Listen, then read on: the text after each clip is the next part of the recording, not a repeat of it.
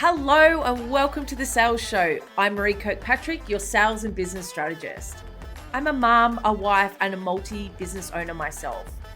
With over 15 years experience in sales and business, I have worked with startups all the way through to multi-million-dollar companies. I have seen the good, the bad, and the ugly. I love helping service-based businesses make an income as well as an impact. Let's jump into talking about all things sales and business. Hello and welcome back to the Sales Show. My name's Marie Kirkpatrick and I'm so excited that you are here. Today we are talking about some simple 3 ways to grow your business and to make more sales. Many businesses want to grow. Many businesses want to scale. Many businesses want to increase their sales. Yet, they feel like there is something that they are missing, that there's some new technique or some new technology or some new guru that can show them the ins and outs of how to grow and scale their business. Now, whether you've been in business for years and you are a seasoned business owner, or you're new to entrepreneurship or new to business, these tips are really going to help you take your business to that next level. When I chat to business owners, they can give me many reasons as to why their business isn't growing. They can blame the economy, they can blame the government, they can blame consumers. People are still blaming COVID. Now, for me, yes, there are always external factors when it comes to business. However, I'm more interested in what have you tried, what's worked in the past, what hasn't worked in the past. Business owners will continuously tell me what they have tried that didn't work. Let's flip the coin and look at ways that will work. And today I want to give you 3 ways, but it's really back to basics on how to grow your business and to make more sales. Now, for me, over the past few months, specifically in my business, I've been working on the back end and behind the scenes of the business, which aren't always money generating activities. So for me, there's been a little bit of a mindset change because I'm so normally focused on growing the business and money generating activities and how do we get more sales, how do we service our clients better, all that sort of stuff. But I needed to take a step back and optimize and re-polish some of the back end things within the business. So, we've got a brand new website that's launched. We have changed up a few bits and pieces from a service-based element in the business. We have got some new things launching, all that sort of stuff. But it means that I've taken my focus off sales growth. Now, once all the back end stuff was sorted, it was time to refocus on growth and to generate more sales within the business. Now, I want to share with you exactly what I focused on. And I know a lot of the time there's gurus and fancy people out there that will tell you that their way is the best way to do things and that it's really complicated and all that sort of fun stuff. But for me, it's focusing on these 3 basic things in business, no matter whether you've just started or whether you've been in business for years and you're wanting to grow. So the first thing is expanding your reach or branding, positioning out in your industry. So that can look at things like reaching new customers, increasing your visibility, all that sort of stuff. And some ways to do that are pretty obvious. There's things like obviously the social media side of it, creating more posts on Facebook, connecting with more people on Instagram, LinkedIn, Twitter, whatever those platforms that work well for your business, depending on obviously where your ideal clients are. And these tools can really help you get out into the industry a lot more. It also can help to do some content marketing. So providing some really great value being the key word. So don't just put stuff out there for the sake of it. Give people some really good tips, advice, knowledge that they can implement into their business or into their life, or that will help them move forward, whether that's with your service or without it, or your product or without it. What are some things that you can do to create some value? And value doesn't always have to be tips and advice. Sometimes it can just be pure entertainment. Sometimes it can be a bit of a laugh or a joke or a funny video or something that gives people a feeling and ways to move forward. The other thing that I did when it came to expanding recently was looking at more outreach. So, whether that's collaborating with other people, whether that's reaching out to people that service similar clients to you. So, for me, I love working with women in business. And so, when things came up from other companies about, things that they were doing for women in business, would reply back and be like, hey, loving what you're doing. Just wondering if you'd love to sit down and have a chat about potentially working together, or maybe I can sit down and help some of your customers or clients with sales and business growth and marketing to really help them expand. And so building those relationships has been monumental when it's come back to growing the business and increasing those sales. And it's something that I'm so passionate and I love doing.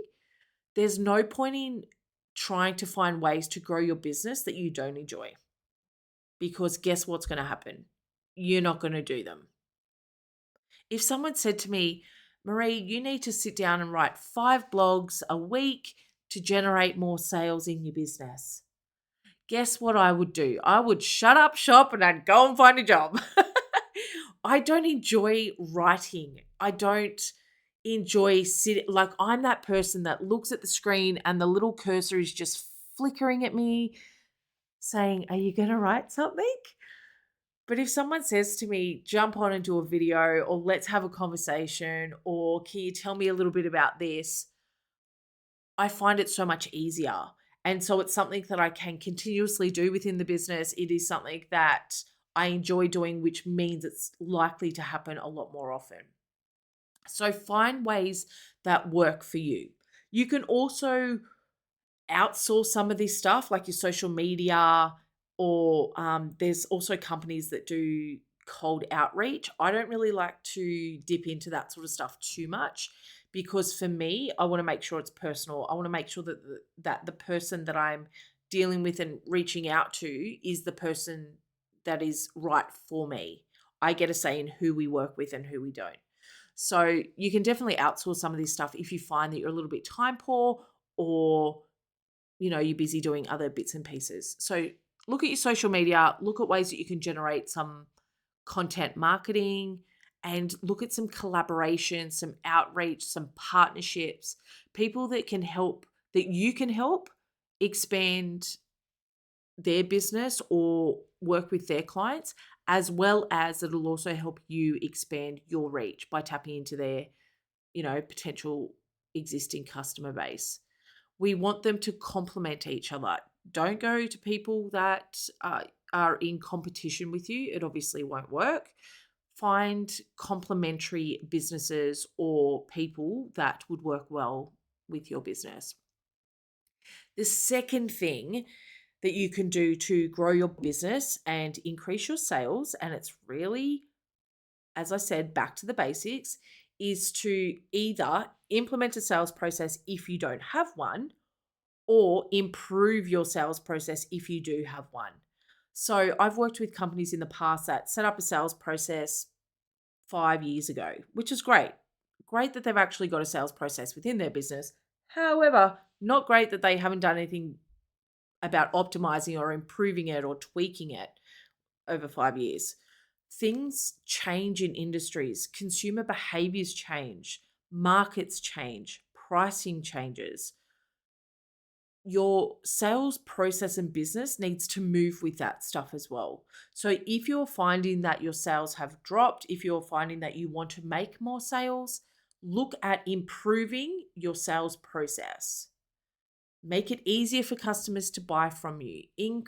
Find ways to increase the average order value that people are purchasing from you.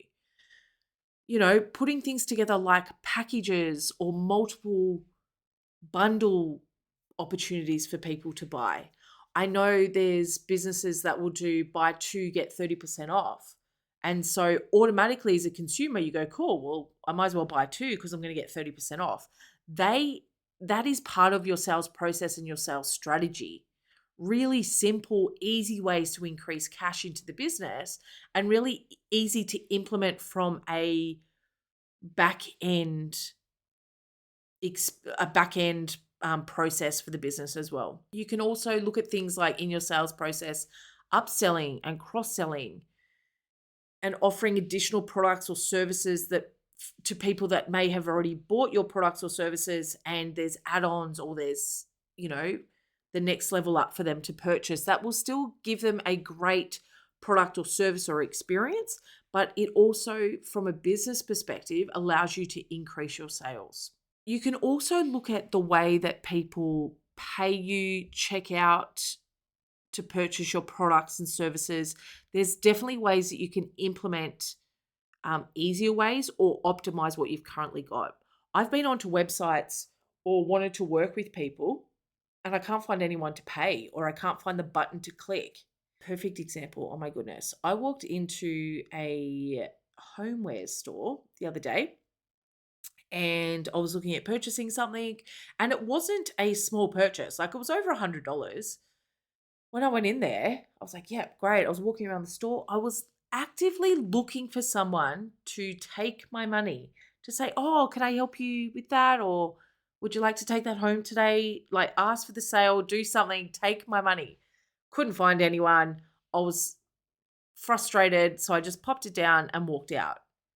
Now that would probably be a retailer that would be sitting there saying, sales are low, market's low, people aren't spending, increase in interest rates, all that sort of fun stuff or external factors.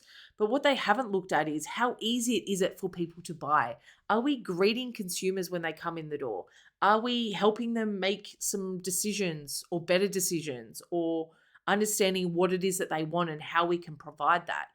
Simplify your checkout process. Simplify the way that people pay you. Make that process really easy to understand for both you, your team, and your consumers. Another great way that you can increase your sales and grow your business is look at focusing on your current customers. So increasing that customer retention side of it. That means that we are looking after the people that have already purchased, our existing customers are happy and have the potential to be loyal to us. Now that seems quite simple, right? But a lot of companies don't look after their current customers. So they lose customers because they're not nurturing them, they're not connecting with them, they're not touching base and staying connected. So the ways that you can increase your customer retention and to keep your clients happy is to provide obviously great customer service. Now, this one kind of goes without saying, but customer service can make or break a relationship. It can build strong relationships with your customers and really earn their loyalty. I still have customers or clients that I started that are still on my journey path when I first started working in consulting 9 years ago. Huge. Absolutely huge, because I've looked after them. I've helped them in any way that I possibly can. I send out thank you cards. I send out birthday wishes. I check in on them. When things happen with their family, I actually care. That is a really important value for me, to look after my customers. And it means that they become repeat buyers. It means that they become they refer clients to me, which is also beautiful. So look at that customer service that you're providing. Are you checking in with people once they have finished with your product or service? I know one of my clients, her service that she provided wasn't necessarily a one-off service, but there was time in between someone purchasing and then the delivery and then potentially them needing another service. it may be 12, 18, 2 years, 5 years down the track. However, you can still connect in with those people. You can still check in, see how they're going, see how they went after using your product or your service. There are plenty of ways that you can look at providing that customer service and to build that relationship. You can also look at offering loyalty programs. Now, I purchased a few dresses today online, and once I purchased, it was the first time I'd purchased off that company. They On their thank you page, they had that they offer a loyalty program. And so they have a referral loyalty program. So if you refer people, they give you a discount or they give you points towards getting to the next level of discounts or something along those lines. And they also do a points system. So maybe you need to get to 100 points or 1,000 points for you to then get a $10 gift voucher. They are loyalty programs. They don't tend to cost companies a lot. It doesn't have to be a 50% discount or a 20% discount. It can be even a free gift with purchase, or it could be a little added something in the parcel. It doesn't have to be overly expensive, but it can really create a better client relationship and increase that customer retention. The other thing that you can do to increase your client retention is ask for feedback. Now, sometimes this can be really scary. I know when I ask for feedback or ask for, more information on how they found our service or what we can improve on, it's scary because I want everyone to have such a great experience. And if people haven't had a great experience, I feel bad about it. I want to go and fix it. But asking for feedback gives you two things. First of all, it gives you the opportunity to fix anything that is a challenge. You don't want to have a miserable client and not know about it. So that's the first thing with asking for feedback. The second thing is it can identify areas for you to improve, show you what's working, what's not working, things that you can implement, things that you can take out, things that may be necessary, things that may not be necessary. And your clients are really great for that feedback. It can also help when you get that feedback. It can also help from a marketing perspective as well and sales perspective because they will give you their thoughts, their value, like what they found value in, what stood out for them before purchasing with you. One of my clients said to me the other day when I asked her, like, and we've been working together for years. I said to her, what made you choose me to work with it in the beginning? And she said, I loved your passion for what you do. And I felt like you're the sort of person that would be in my corner when it came to business.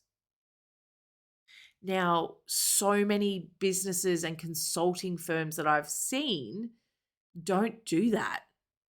They will have a sales process and it'll be very disconnected, lack emotion, lack connection.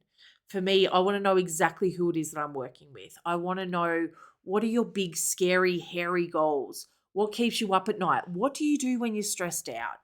What's your family life like? Have you got kids? Are you married? What does all that look like? Because that for me is what makes things personable and it makes clients stick with me. We grow through all of it. We grow through the kids, we grow through the marriages, we go through the honeymoons, we grow through all that sort of stuff together.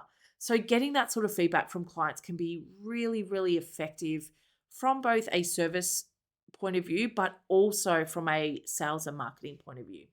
So they are the three ways that I would suggest you look at when it comes to growing your business and your sales.